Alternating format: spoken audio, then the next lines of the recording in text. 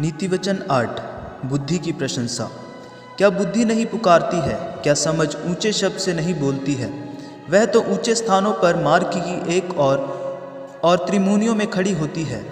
फाटकों के पास नगर के पैठाव में और द्वारों ही में वह ऊंचे स्वर से कहती है, हे मनुष्य, मैं तुमको पुकारती हूँ और मेरी बात सब आदमियों के लिए है।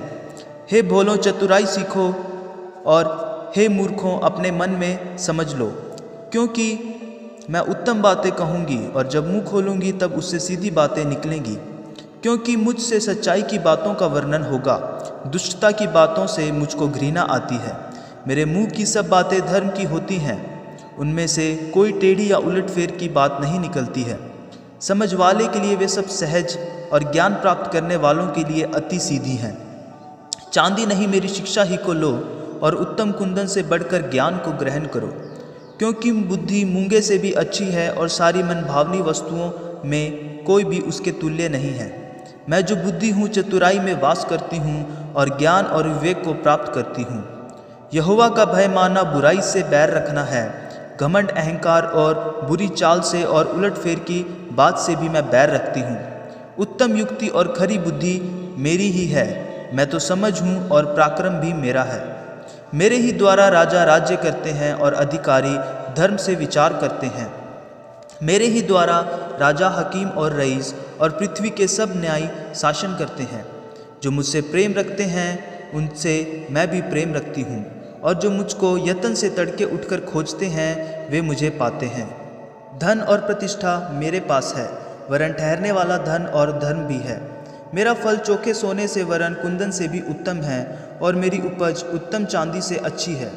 मैं धर्म के मार्ग में और न्याय की डगरों के बीच में चलती हूँ, जिससे मैं अपने प्रेमियों को परमार्थ का भागी करूँ और उनके भंडारों को भर दूँ। यहोवा ने मुझे काम करने के आरंभ में वरन अपने प्राचीन काल के कामों से भी पहले उत्पन्न किया। मैं सदा से वरन आदि से ही हूँ, पृथ्वी की सृष्टि से पहले ही से ठहराई गई हूँ। जब ना तो गहरा सागर था और ना जल के सोते थे, तभी से मैं उत्पन्न हुई। जब पहाड़ और पहाड़ियाँ स्थिर ना की गई थी, तभी से मैं उत्पन्न हुई। जब यहोवा ने ना तो पृथ्वी और ना मैदान, ना जगत की धूलि के परमाणु बनाए थे, इससे पहले मैं उत्पन्न हुई। जब उसने आकाश को स्थिर किया, तब मैं वहाँ थी। जब उसने गहरे सागर के ऊपर आकाशमंडल ठहराया, जब उसने आकाशमंडल को ऊपर से स्थिर किया और गहरे सागर के सोते फूटने लगे, जब उसने समुद्र की सीमा ठहराई कि जल उसकी आज्ञा का उल्लंघन ना कर सके, और जब वह पृथ्वी की नींव की डोरी लगाता था, तब मैं कारीगर सी उसके पास थी और प्रतिदिन मैं उसकी प्रसन्नता थी और हर समय उसके सामने आनंदित रहती थी। मैं उसकी बसाई हुई पृथ्वी से प्रसन्न थी और मेरा सुख मनुष्यों की संगति से होता था। इसलिए अब हे मेरे पुत्रों, मेरी सुनो। क्या ही धन्य है वे जो मेरे मार्ग को पकड़े रहते हैं। शिक्षा को सुनो और बुद्धिमान हो जाओ, उसके विषय में अनसुनी ना करो। क्या ही धन्य है वह मनुष्य जो मेरी सुनता, वरन मेरी डेवढ़ी पर प्रतिदिन खड़ा रहता और मेरे द्वारों के खंभों के पास दृष्टि लगाए रहता है। क्योंकि जो मुझे पाता है वह जीवन को पाता है और यहोवा उससे प्रसन्न होता है। परंतु जो मेरा अपराध करता है वह अपने ही पर उपद्रव करता है। जितने मुझसे बैर रखते हैं वे मृत्यु से प्रीति रखते हैं। Praise the Lord. प्रभु की नाम की महिमा हो।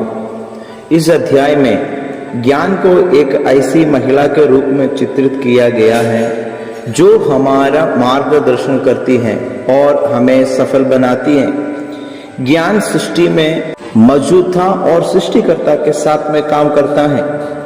जो लोग बुद्धि की सलाह सुनते हैं उन्हें परमेश्वर ने मजूरी देते हैं। जो बुद्धि से बैर रखते हैं वो मौत से प्यार करते हैं।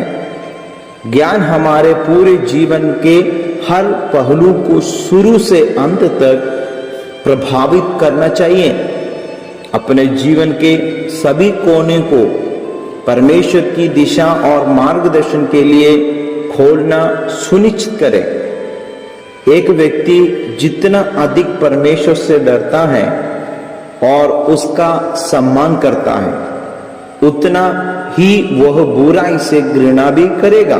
परमेश्वर के लिए प्रेम और पाप के लिए प्रेम एक साथ नहीं रह सकता है।